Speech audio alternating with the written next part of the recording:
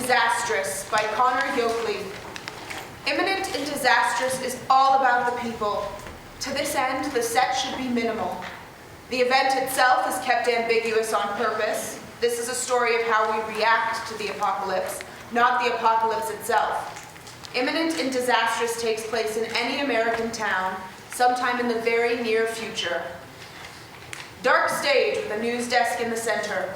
A small crowd of people mill about, talking, browsing the internet, simply sitting on a bench, or any other normal daily activity. After a moment, a news anchor, Alan, enters.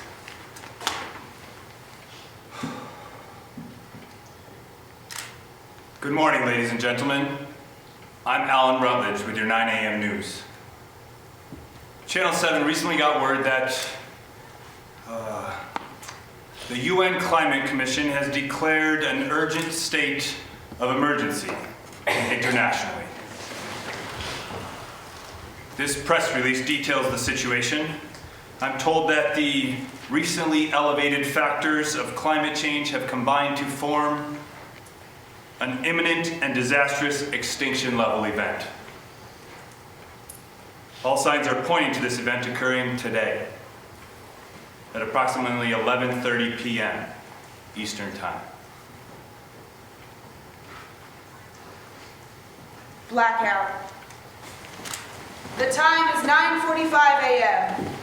A cascade of cell phone ringtones begins, slowly at first, and gradually progressing to a complete cacophony. The noises slowly begin to quiet, and eventually only one ringtone remains. Lights up on Sarah in a college dorm room. Hello? James and Jenna Walter huddle around their cell phone in their Los Angeles home. Sarah? Darling, can you hear me? Yeah, Mom, I'm here. Are you okay? Are there looters? Are people going mad? No, not really. Oh my I think goodness. we actually got off pretty easily. People here are taking the news pretty well. My darling. My baby. Mom. I'm sorry, things are just so crazy here. Everyone's just running around and screaming and Mom. stealing, losing their minds. I just don't know what to do about any of it. Your dad almost had to shoot someone that was trying to Mom. break in the house or... Mom. I'm sorry. Sarah, I wish you were here with us. Yeah. I wish I was there too. I almost tried to buy a ticket, but there's no way I'd be there in time. The internet was out too. I knew there was something off about this whole studying abroad business. We should have kept you home. This is my fault. Mom, you couldn't have known. It's nowhere near your fault. I came to Japan on my own accord, and that's just where we are now. Well, come on, James. Say something to your daughter. Hey, Sarah. No, get him off. Oh, well, don't sound so happy to hear me. Sarah, I know I'm probably the last person you want to hear from right now, and... That's an understatement. Yeah, and I know that, Sarah, and I want to change it. Like hell you do. I'm telling the truth. I called to apologize. No. You're way past apologies. You walked past that line long ago. Sarah, darling, please, just try and hear me out. Your mother and I have been talking, Stop! and... I'm not hearing you out. I cut you out. I pushed you out of my life after you made it perfectly clear that you did not want to be in it. You did not deserve to be in Sarah, it. honey, please. I don't know what to say. I don't know what you expect me to say. I'll give you two some time. I don't owe you anything. Yeah, I know. I don't have a leg to stand on here. My behavior was inexcusable. You never met your grandpa, but I reckon that he was just like me in a lot of ways. I remember him drinking a little and hitting a little, but I guess never realized how bad I had it. And looking back, I must have just turned out just like him, didn't I? When I got to college, Dad, I took the first chance I got. I got out. I got away from you for a reason. Yeah, I tried, okay? You know, you have to understand it just didn't make sense at the time. That was trying? Liquor and verbal abuse and taking every cent of my paychecks was trying? Then I would seriously hate to see laziness. I'm not saying I was right. I'm just saying I didn't know better. I mean, the drinking, the late nights, you're kind of past the point of no return. That doesn't begin to excuse everything you did. Look, I know, Sarah, and I am trying to make my way back. Okay, I'm trying as best as I know how. I feared home, Dad. The final bell rang and I was scared to go home. That's not normal. Being at college, being away, sort of opened my eyes and I began to comprehend everything that you did wrong, that you did to us. This is the kind of thing that you can't apologize for. I know, Sarah, I know. But there's something in me right now that knows that if I were to die today without having talked to you, without at least trying to make things right, then I would have lived for nothing. The only good thing I have ever done, darling, was bringing you into this world. And you spread light everywhere you go. But I can't help but think how much better off you would have been if you had grown up with someone else. My life was dark, and I know now that for so long, yours was too. Because of me. I know what I did now, and I feel like dying, Sarah, and I'm about to. I know it's absolutely unfair to ask you for anything now, because I never give you anything good, but I'm just trying to say,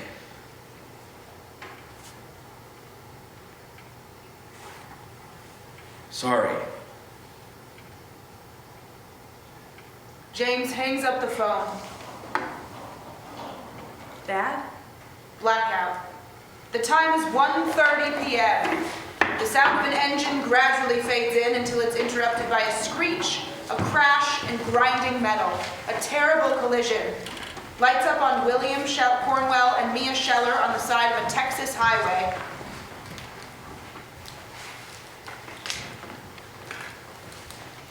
Will, would you stop that?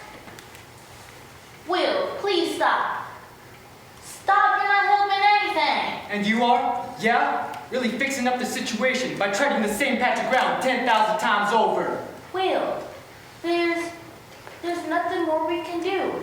We already called 911. They're on the way. I think you should just try to prepare yourself. Well, then it shouldn't matter what I'm doing with my leg. If we're about to be cooped up in a tow truck on the way to Kentucky. Oh, don't say that. Well, it's true, ain't it? The car is in a ditch. Our fault. Our ass is in my dad's hot seat, Mia. We already used our miracle. We didn't get hurt.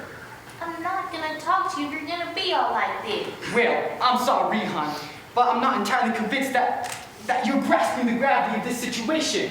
Will, I understand perfectly well what's going on here. I'm just choosing not to freak out about it. We have to keep our heads about us in a time like this. When that policeman shows up, if we're running all around and going crazy, it's not gonna help our case. You need to just try and calm down. How's that gonna do, huh?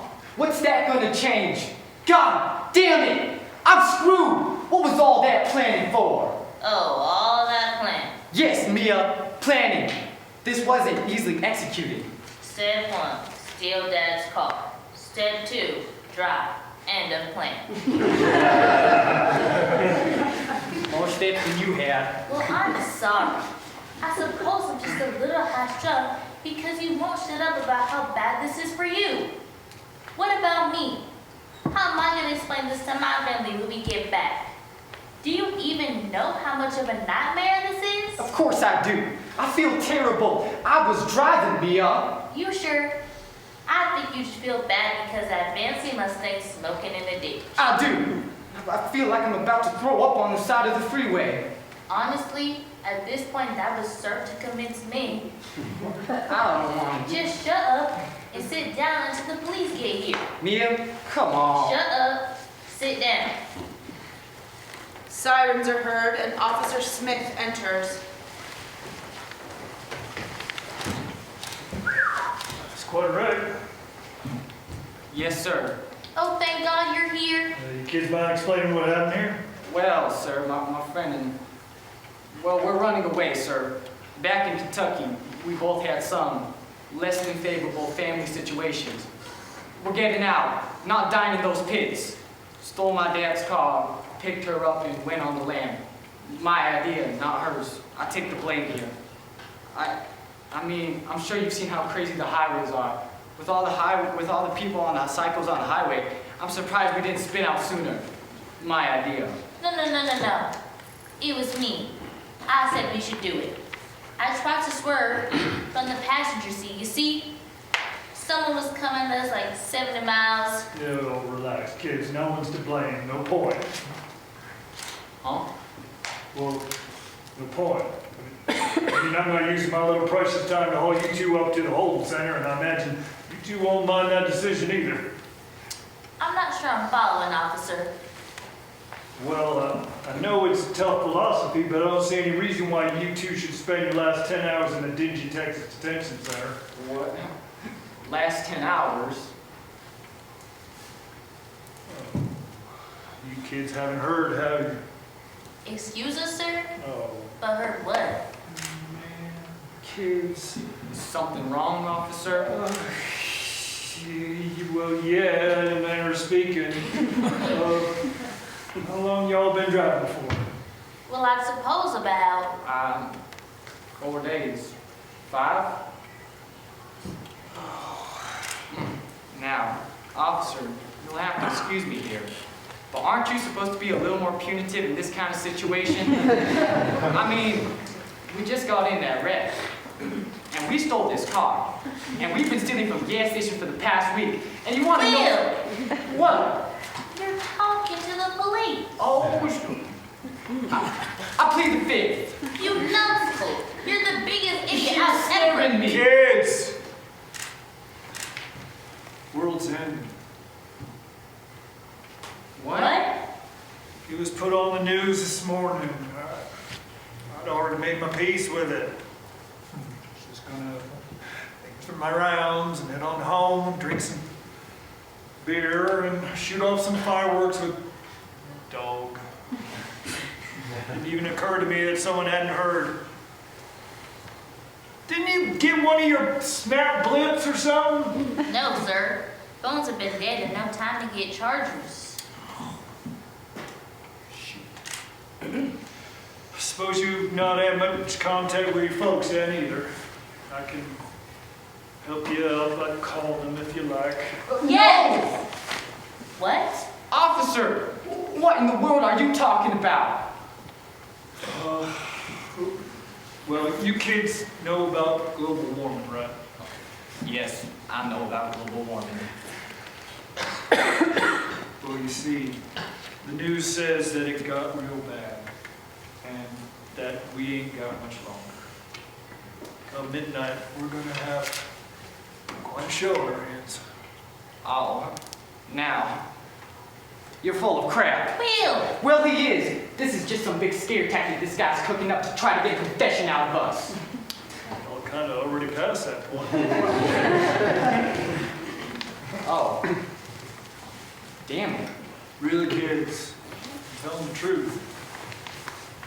You weighed too heavily on me if my last act was locking up some lovebirds from the side of Texas freeway. Oh, no. sir, we are... You've got us. Oh, for crying out loud. If we weren't staring down the barrel of a planet-sized 12 gauge right now, I'd tell you two just face facts, play a little kissy face, and get it out of your system. And again, in that situation, we'd be on our way to the courthouse right now. So just work with me. Jesus. So that's just it? No more anything? Right, so, son. Will doesn't know how to deal with this information as he thought he had so much more time. Shocked, he runs into the woods. Will! I'd let him go. Some folks are bound to take this sort of news harder than others. I'd like to call my parents. Of course, then.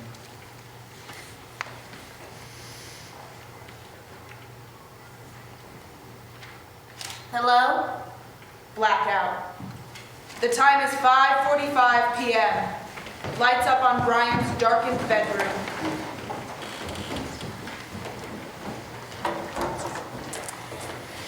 Jeremy knocks. Nope. He knocks again. No. He knocks again. God damn it, go away! Brian throws a crumpled can at the door. Jeremy knocks again, and Brian throws open the door. Hey, buddy. How many times do you think you've made fun of someone? Huh? Every little passing comment, or small slight, or genuine insult, how many people did you make fun of? I don't know. Are you okay? You see, no, not really. Because that nice man that came on the news and told us all about how we're gonna die a half hour before midnight sort of put things in perspective for me. And no, it's not. I'm not feeling great about it. It started with my mom. Yesterday morning, what she does for me, and the best answer I can come up with when she asks me what my plans are for the day is a test. Not even like a test in math or a test in chemistry, just a test in English muffin and I'm out the door. And that got me thinking, like, when have I ever not done that? What morning of my life have I ever woken up, looked my mother in the eyes, and had a real solid conversation with her? I mean, about anything. The weather, school, her job, I don't know. I see her for maybe 10 minutes in the morning, and then I leave, and she leaves, and she's gone till 3 when she comes back home for her lunch break. And that's just the first job. All in all, I see my own mother for just over 15 minutes a week, and I've never been able to muster even a 5-line conversation. And I go to bed with this turning over in my mind, but all in all, it doesn't really bother me. You hear me? Yeah? It doesn't really get to me. How screwed up is that? Then, this morning, I turn on the news, like I always do, and he's the news. And I feel like I wasted everything. All my time, all my friends, my relationships, hell, Jeremy, my life. I threw it all away. I wasn't a nice person. Sure, I played football. I got A's. I kept my head down, and I thought I was doing everything right. I thought I had all the time in the world to live a fine, full, decent, respectable life. I wasn't a role model. I was a prick. And the whole time we're flinging fossil fuels into the air at our heart's content. Well, we sure as hell ain't gonna be flinging no more. She went in today. She went in to work. The rational part of me says that's because she's a good person. And she works at a hospital in the mornings, and hospitals are probably important at a time like this. But the rational part of me thinks that she just wanted to get away from me. I don't know. I hope she comes back. Hey, man, I get it. We all screw up.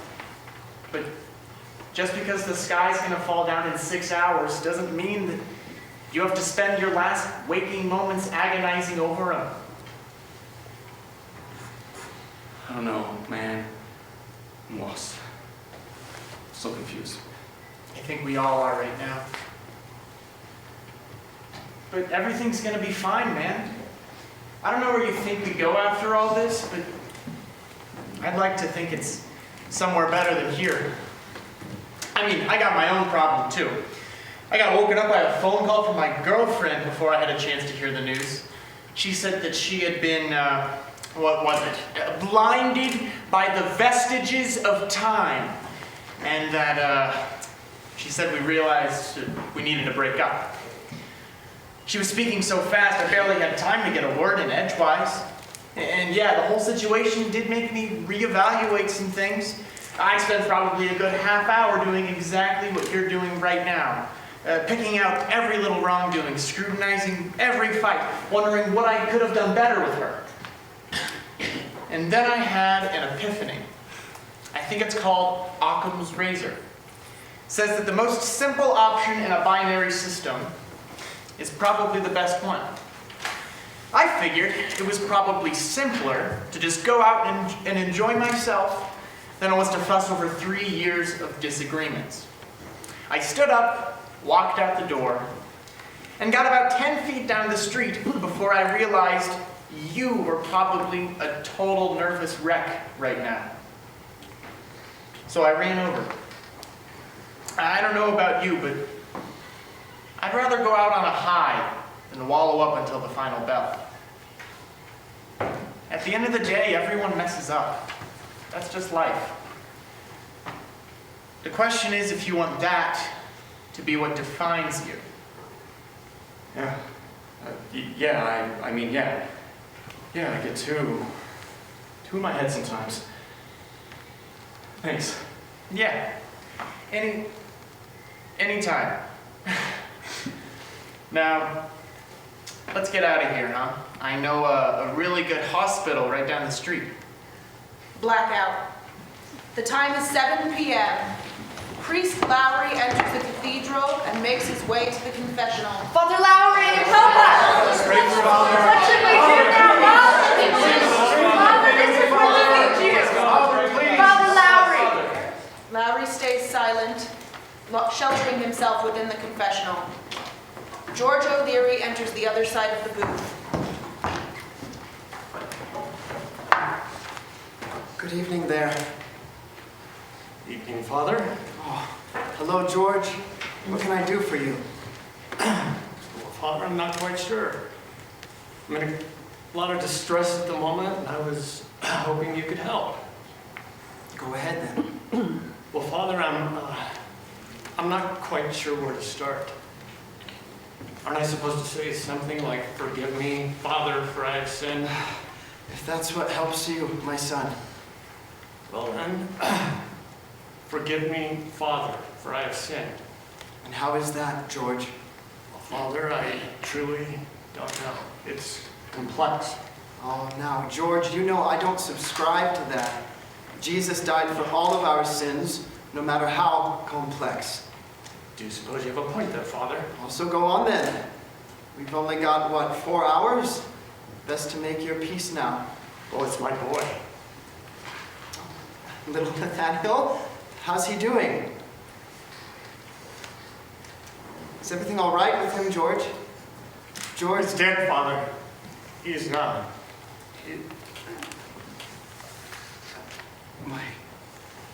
My son, I'm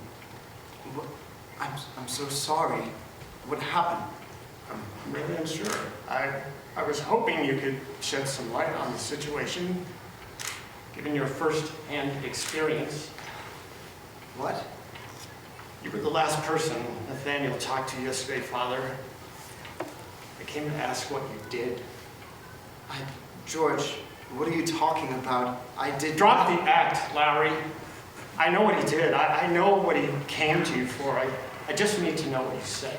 George, you're not making any sense. You're talking in circles. My son, my child came to you yesterday to confess something he believed deeply was rooted in sin. This really isn't... Don't you interrupt me! You're not going to speak until I've said my piece. I really realized something was wrong when his friend Jake came over yesterday. I mean, he looked fine on the surface, but I could tell he had this look in his eye. He was mad. I mean, he was mad. I've never seen a boy more angry than that. Like he knew something that I wasn't supposed to. Then everything clicked. Nathaniel never had a girlfriend. He just seemed to spend all his time with Jake. Never gave it a second thought because they've been friends for so long. I mean, he must have. What did you tell him, Lowry? I told him what I know, what I've learned. Who gave you the right? Huh?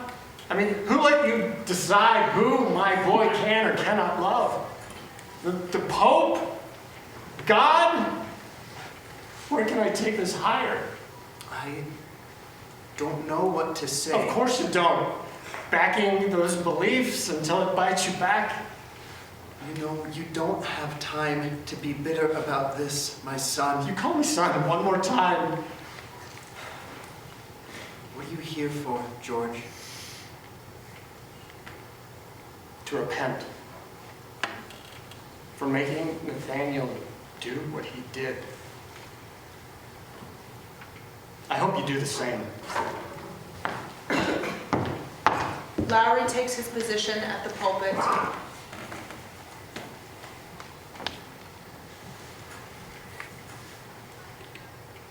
Let us pray. Blackout. The time is 10:45 p.m. Mrs. Radler, an old widow, sits by candlelight. She crochets, humming as she rocks. Kayla DeCass, a straight-A student who never misses much and never has much to say about it, knocks at the door. Come in. Kayla enters in scrubs. Hi, Mrs. Radler. Oh, hon, what's wrong? Oh, nothing's wrong. I was just stopping by to check on you.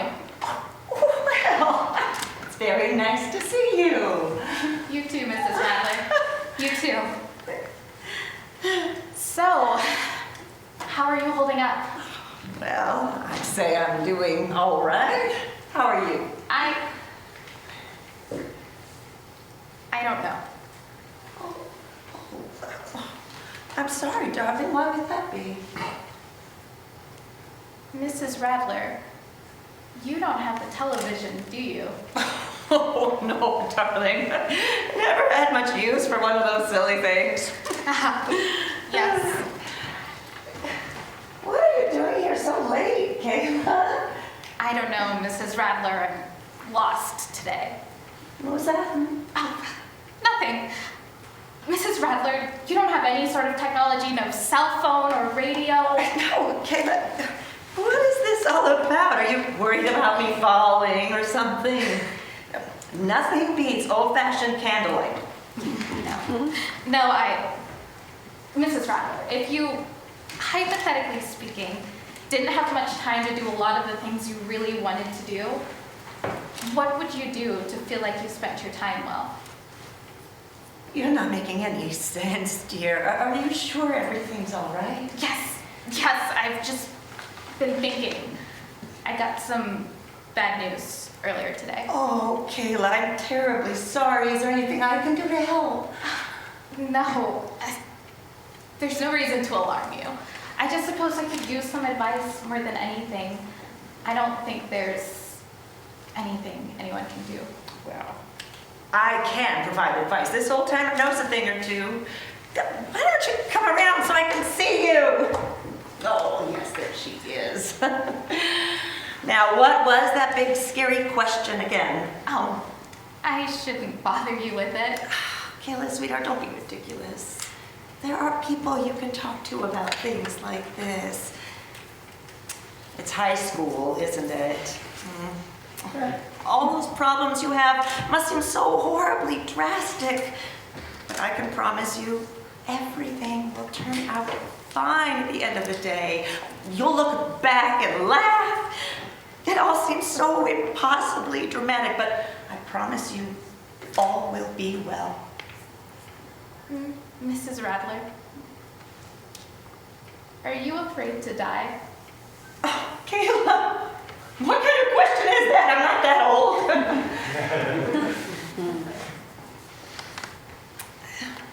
I think I'm ready. I hope I'm ready. I'm not scared, though. Part of me thinks I've had enough. The grandfather clock goes off, signifying the hour, 11 p.m. Boom, boom, Why did you ask, dear? boom, boom, Mrs. Radler, you haven't heard what the man on the news said. boom, boom, Never mind. boom, boom. Thank you so much for everything. Blackout. Alan at the news desk.